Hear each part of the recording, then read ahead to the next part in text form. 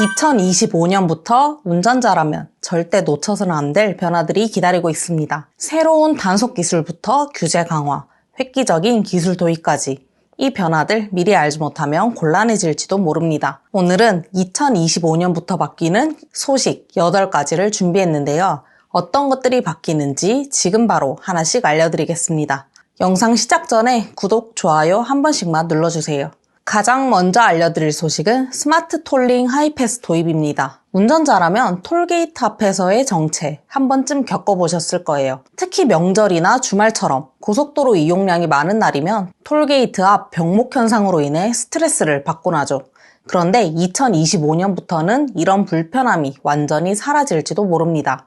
바로 스마트 톨링 하이패스가 전국적으로 도입되기 때문인데요. 스마트 톨링은 기존의 톨게이트 구조 자체를 없애버리고 고속도로를 주행 중인 차량이 멈추거나 속도를 줄이지 않고도 요금을 자동으로 지불할 수 있게 설계된 시스템입니다. 레이저 감지기와 영상 인식 기술을 활용해 차량 번호를 스캔하고 요금을 계산하는 방식으로 작동됩니다. 톨게이트 구간을 통과하면서 속도를 줄일 필요가 없기 때문에 병목 현상이 대폭 완화될 뿐만 아니라 전체 주행 시간도 줄어들게 된다고 하는데요. 이 시스템은 2025년 5월 27일까지는 일부 기관에서만 시범 운영되며 점차 전국적으로 확대될 계획이라고 합니다. 기존의 하이패스나 현금 결제 방식과 달리 차로 간 충돌이나 합류로 인한 정체가 없다는 점에서 큰 기대를 모으고 있습니다. 고속도로를 자주 이용하시는 분들이라면 이 새로운 시스템을 미리 알아두면 좋을 것 같습니다. 두 번째 소식은 운전면허 갱신 조건 강화입니다. 운전면허를 갱신하려면 앞으로 더 많은 준비가 필요해질지도 모릅니다. 2025년부터는 운전면허 갱신 조건이 지금보다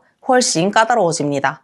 현재는 운전 경험이 거의 없는 장롱면허 소지자도 간단한 적성검사만으로 갱신할 수 있었지만 앞으로는 필요한 서류를 제출해야만 면허 갱신이 가능해집니다. 기존에는 2종 보통면허를 소지한 사람이 7년간 무사고일 경우 적성검사만으로 1종 보통면허를 갱신할 수 있었는데요.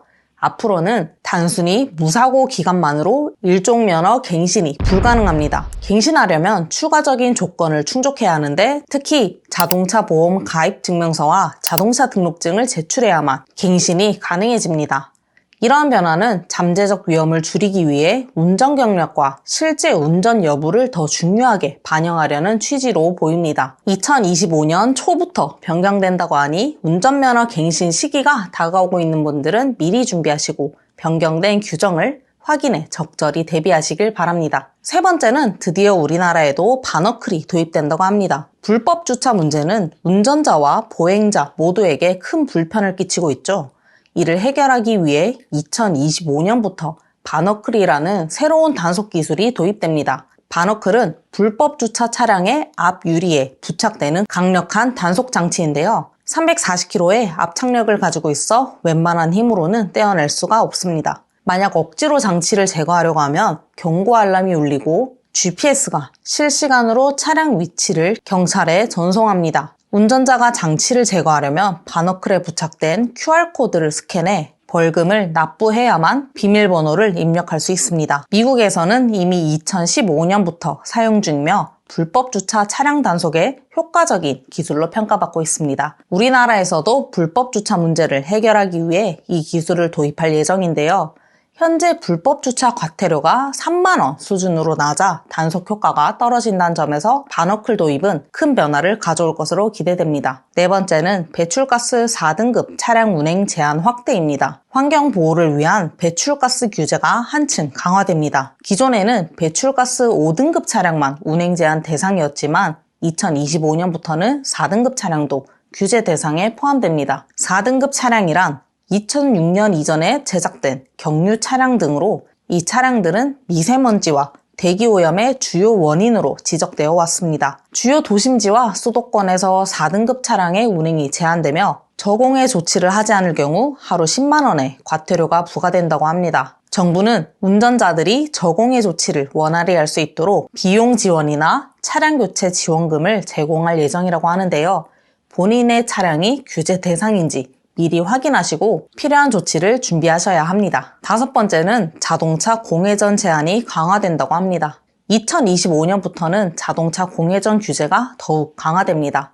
현재 서울, 경기, 인천 등 일부 지역에서만 공회전 제한이 실행되고 있습니다. 하지만 2025년부터는 전국적으로 공회전 제한이 의무화됩니다. 자동차 공회전은 배출가스를 발생시켜 대기오염을 악화시키는 주요 원인 중 하나로 꼽힙니다. 또한 연료 낭비로 인해 에너지 소비를 증가시키고 소음 공해 문제도 일으키는데요. 이번 규제 강화는 이러한 문제를 해결하고 환경 보호와 에너지 절약을 실현하기 위해 도입된 것입니다. 기존의 공회전 허용 시간은 최대 5분으로 설정되어 있었습니다. 그러나 새 규제에 따라 제한 시간이 2에서 3분으로 단축됩니다. 이는 배출가스로 인한 환경오염을 줄이고 연료 낭비를 방지하기 위한 조치인데요. 특히 겨울철 예열을 위해 장시간 공회전을 하는 경우 단속 장비를 통해 실시간으로 적발될 가능성이 높아졌습니다. 공회전을 2분 이상 지속할 경우 과태료 5만 원이 부과되니 운전자들은 이 규제를 꼭 염두에 두셔야 합니다. 운전면허 갱신 조건 강화, 공회전 제한 강화, 배출가스 규제처럼 우리가 준비해야 할 변화가 있다면 이번엔 운전자를 한층 편리하게 만들어줄 새로운 기술을 소개해드리겠습니다. 바로 무인주차 로봇인데요.